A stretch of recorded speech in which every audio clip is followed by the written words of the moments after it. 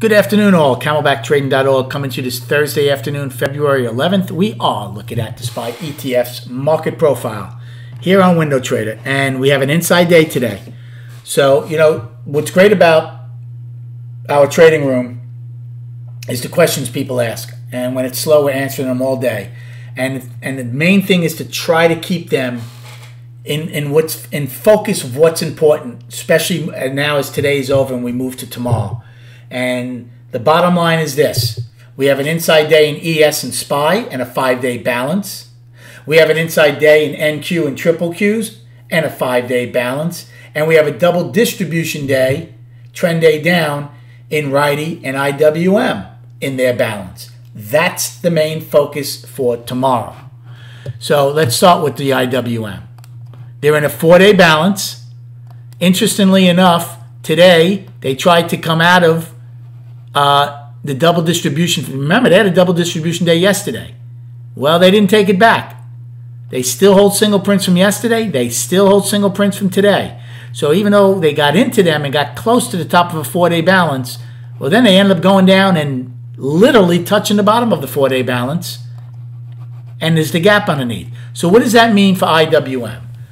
Okay, I'll tell you what I think it means going into tomorrow with the balance and 2 trend day down. Right? They have 2 trend days that have held. Is the end of the world coming for Russell? I don't know yet.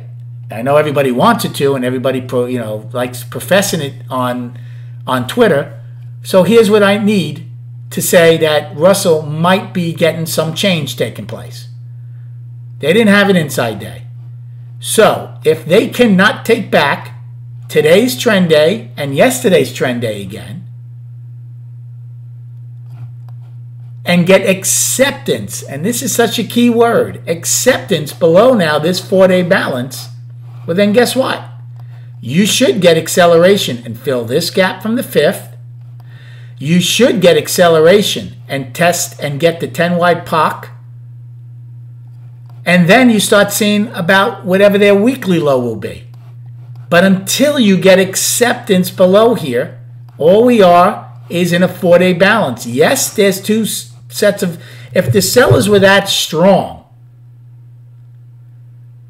well, we should be below today's low and Monday's low and fill this gap already. So yeah, we are holding trend day today and yesterday, and it's a double distribution for both days, but the sellers just don't have it yet. So that's going to be the important thing for Russell tomorrow. If they fill these 2 sets of single prints, guess what? You have an all-time high again. So let's not declare them dead just yet. Triple Qs.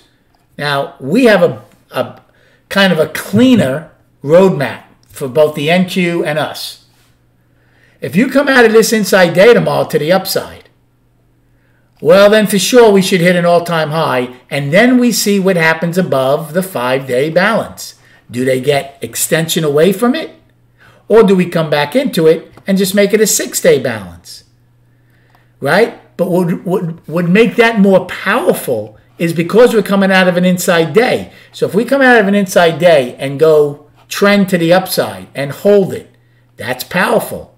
It's just as powerful if we come out of an inside day, take out today's high, yesterday's all-time high, and then fail and come back inside and fail with the inside day up and close, say, within here. That might give you even more information that, well, maybe we're going to go test the bottom of the 5-day balance. So balance rules and inside day rules are huge in both Qs, SPY, and ES, whereas balance rules and trend day rules are important in IWM. And the same for us. If we take out today's high, we should get yesterday's all-time high and should be able to get the overnight all-time high coming out of an inside day. And again, same scenario. If we hold it, great. Maybe we go trend and we close above the balance, and now we're up again in every time frame. However, if we take it out and come back in, well, then we're still going to be in balance. It would be an inside day that failed. And on the flip side, if we don't take out today's high and take out today's low to the downside, well, then it's an inside day down. And now we have to worry about going to the bottom of the balance. and then getting the gap from the 5th. So these are all the big, this is the roadmap in all these. That's the bigger picture, what we're looking for tomorrow. And then the question becomes, what one do we get and how it reacts? As far as today's trading, I had a good day today, and I didn't take a trade after I period. We opened up in A. I took a short. When we got above the opening, we opened up. I'm saying, you know what? I'm taking a short against the all-time high because it's the balance high. I took the 393 puts for Friday, and it worked out very nicely.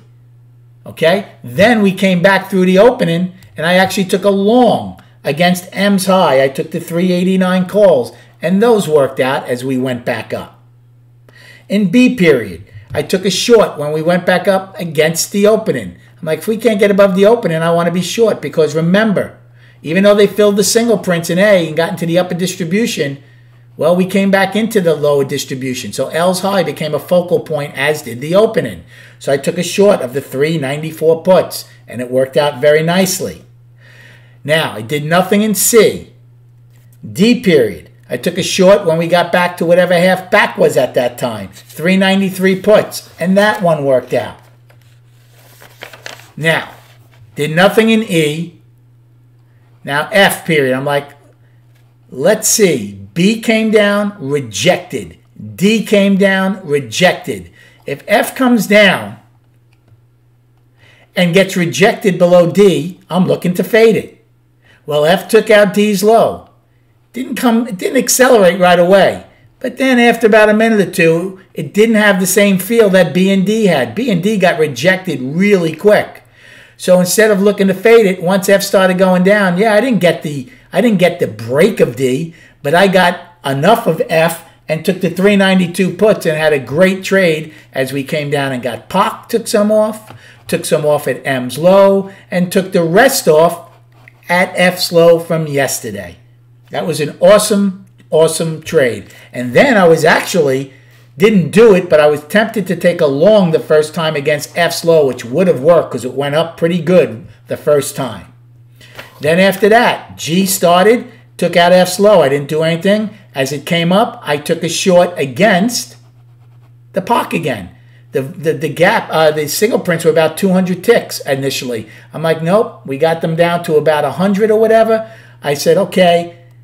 I took a short against that a couple of times. I took shorts, 392s against the single prints. It came back, took it off, went up, put it on. I did it about 2 times.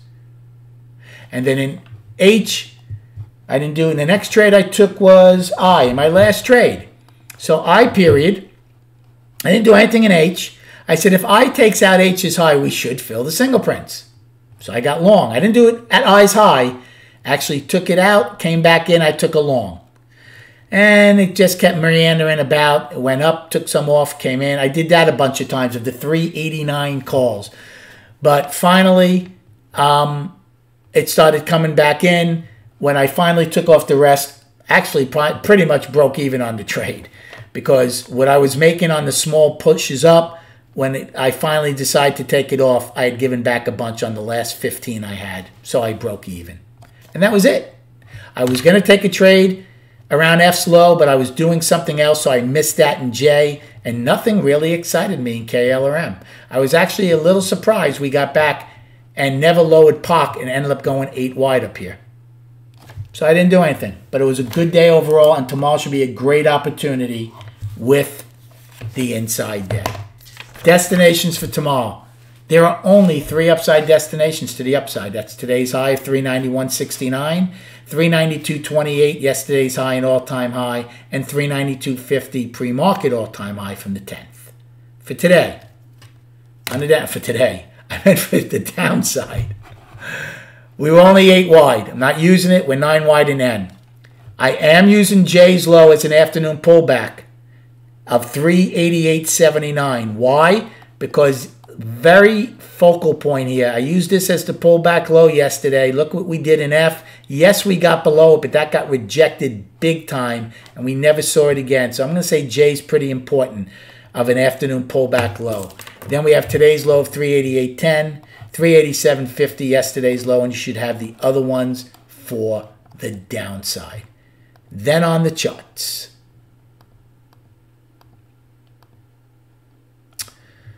Monthly, one time framing up healthy for 4 months. Long term is in good shape. Weekly, even though we attempted to push down 2 days in a row now, we're still above last week's high. We still a one time framing up. It's healthy. Now I will tell you this. Keep this in mind.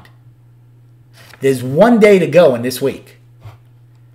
It's an incredibly tight range, right? 392.28, 387.50.